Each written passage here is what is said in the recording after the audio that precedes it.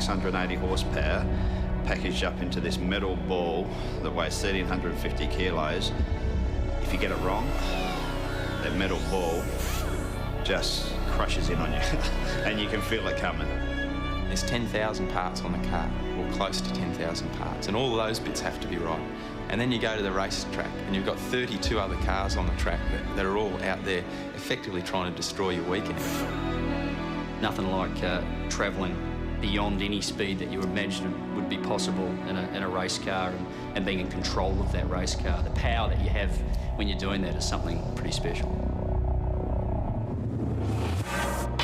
It's the only track I live and sleep and breathe. It's the challenge of the circuit itself, coupled with the history, the steep history that the place has.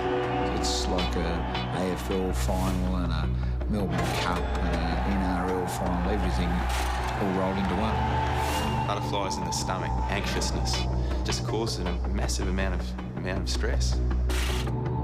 I obsess about it in respect that I can't get enough of it. It's a Stop the Nation Day in Australian sport. It just has so much going for it. It gives you goosebumps because you know you're back at home, you know you're back at the holy grail. That's the race that everyone wants to win. And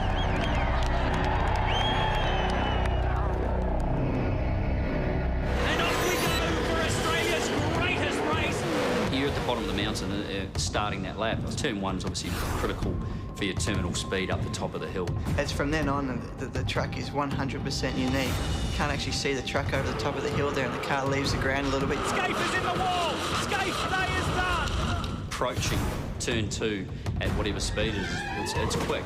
Be a nice smooth exit, use all the curb, brush the wall and with the mirror on the left. That's the start because you go from there and you go almost vertical. And the cutting's, got so much history. It's claimed a lot of cars. There's lots of times there you think, I'm not going to make this. Back to third, back to second, nick the mirror on the way in, nick the mirror on the way out. Just get on the gas so hard, like you're coming out in second gear and you just got the thing nailed. A little hump, right-hand kink there, and if you're too far to the right, the car's going to jump up on two wheels too much. You short shift to third, run third, short shift to fourth as you go up through the change under the tree. Fourth gear, dropping down into Reed Park. Sometimes you can get over that crest flat, sometimes you can't. Come down into a dip and they call it the grate. You aim straight for that. Problem that is there's a wall right next to it about a foot away. And that is just unbelievable. I mean, the amount of times over the years that you think, oh, I'm going to hit this fence on the outside. That's my favourite corner in the country. The flow through there, the loads on the car, the lack of load on the car as you go through Thorny Park. And then, of course, you get to Skyline and you go, oh, crap.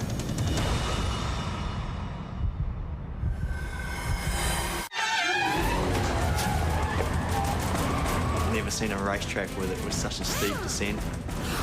As you approach the S's, you take a big chunk of curve on the left, turn right and keep it nice and close back to second gear. It's always on a limiter all the way down the hill, third gear. Through the dipper, the famous shots of cars going through there, you never get sick of seeing them.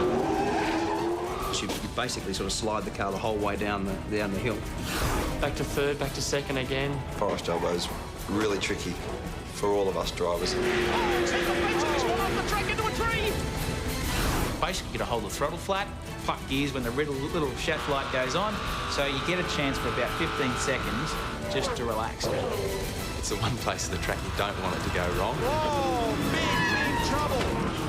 Fastest corner in the world for touring cars. So when you turn in there flat out in 6th gear, it's fantastic. 300 kilometres an hour. It's pretty impressive by any means. Look at this. That's an offer. At 300 k's, what a ride. Settle the car, back through the gears, third gear out of the chase. Oh, problem. A car has rolled. When you get it right and come out of there, you know if it's going to be a good lap or not.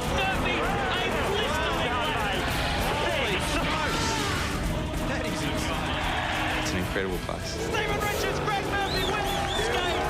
Sensation, Murphy and Kelly making 2 in a row. Beauty, mate. Well done. Great drive. 10 years in the waiting. It's an amazing racetrack.